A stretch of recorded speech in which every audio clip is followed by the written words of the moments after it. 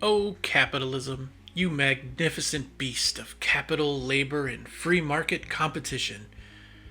What is so great about capitalism? Well, theoretically at least, capitalism operates on the strength of the free market. This supposedly creates perfect competition where no one has the ability to affect market prices except the free market itself. A condition where producers and consumers take the market price as a given.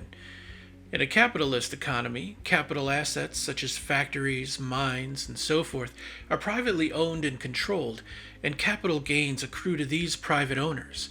Labor is purchased through wages, and wages provide the income most consumers use. Through supply and demand, all is balanced, with no one party to take unfair advantage of the other. The essential feature of capitalism is the motive to make a profit. How successful is this free market capitalism in creating stable, successful economies? The answer is that it isn't. This was proven during the turn of the 20th century as several monopolies had created a stranglehold on the economy and was reinforced when the Great Depression hit in 1929. In short, the private owners of capital assets enjoyed a severe advantage over labor, which in turn created many issues leading to economic collapse. The system was not balanced at all. We learned there is no such thing as the free market, that leverage is a thing, and balance tilts when one party has too much leverage. For the sake of brevity, let's look at another example, a work of satire and one of my favorite video games of the last decade or so. The Outer Worlds takes place in a fictional alternate future where human society is hyper-corporate and class-centric. In the year 2285, a handful of mega-corporations throw in together to purchase the rights to colonize Halcyon, a star system with 6 planets. The Halcyon colony is governed by the Halcyon Holdings Corporation, a corporate board made up of the aforementioned megacorps. 2 colony ships, the Groundbreaker and the Hope, set out with tens of thousands of colonists. The story picks up in the year 2355, where you play as one of the colonists from the Hope. Normally, the colonists, representing labor and consumption, would act as the counterbalance to the megacorps as discussed previously.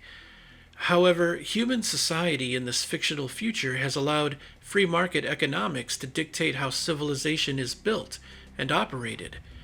As such, the employment contracts of the colonists are horrendous and would be illegal, no doubt about it, if there were an actual government in place to regulate and intervene where necessary. But more on that later. Profit is paramount, which means the labor force is overworked and underpaid, with sky-high quotas for only a few bits pay. Corporate life is desperate and unforgiving, with colonists contractually obligated to pay gravesite fees to lease the gravesites of their loved ones from the megacorps. Work in the factories is grueling, with workplace injuries considered damage to company property and suicide considered destruction of company property, all of which must be paid for to make a megacorp whole. Every violation of corporate rule incurs a fine, and all official requests must be filed, in triplicate, with the standard fees paid. Your first big faction choice in this game involves the town of Edgewater, which, by the way, is owned by Spacer's Choice, a subsidiary of United Defense Logistics, and the corp with everyone's favorite mascot, the Moon Man, versus a group of dissenters that have taken up residence in an old botanical laboratory campus. The leader of the deserters, Adelaide McDevitt, led an exodus from the town after her son died from flu complications that turned into pneumonia.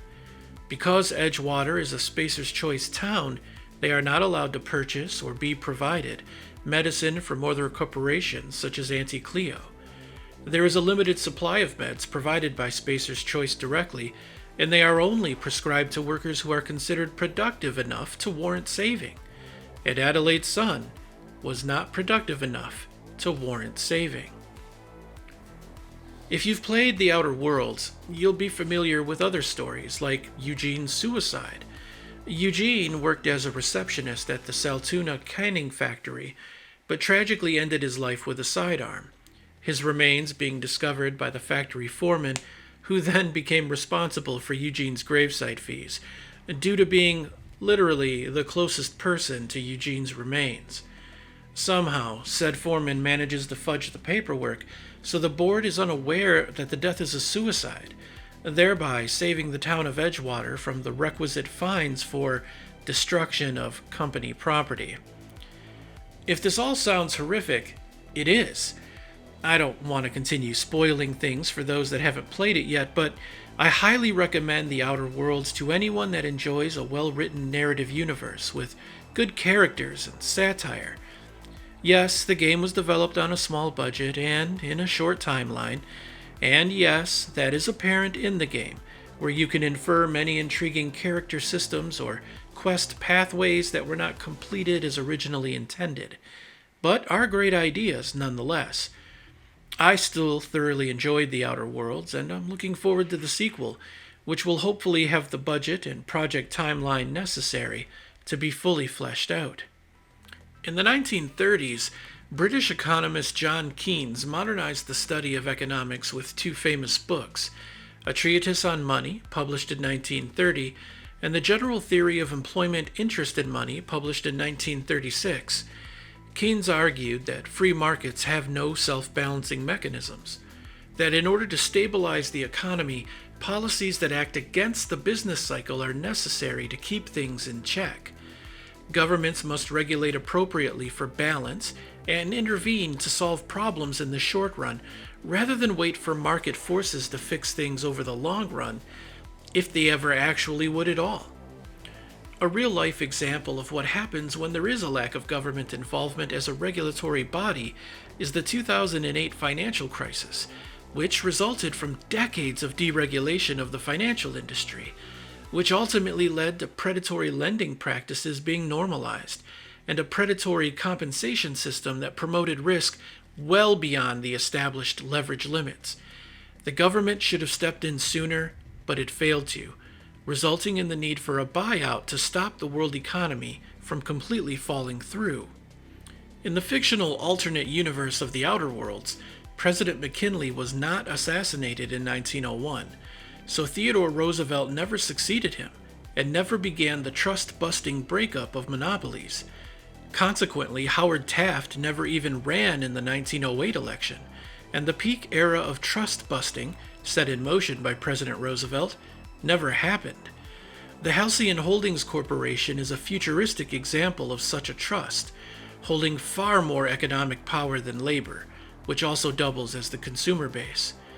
In the Halcyon system, this puts the fate of humanity in the hands of 5 megacorps: Universal Defense Logistics, Colway Pharmaceuticals, Rizzo's, C&P, and Monarch Stellar Industries.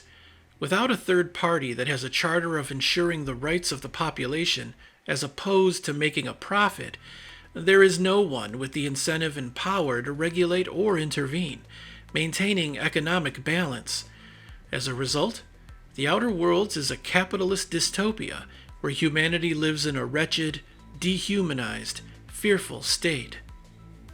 Obviously, the many iterations of capitalism are up for debate, but it's hard to argue that government intervention and regulation is unnecessary, since it's literally the only thing that has, on repeated occasions, stopped economies from completely collapsing.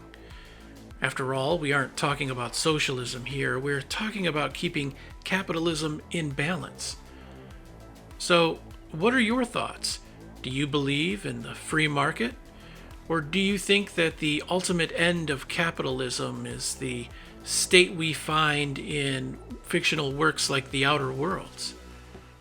What do you think the future holds? Do you think government should just butt out and leave business alone? Or do you feel that government has a responsibility to stay involved, keep things balanced, and ensure that no one party accrues too much power? Let me know in the comments.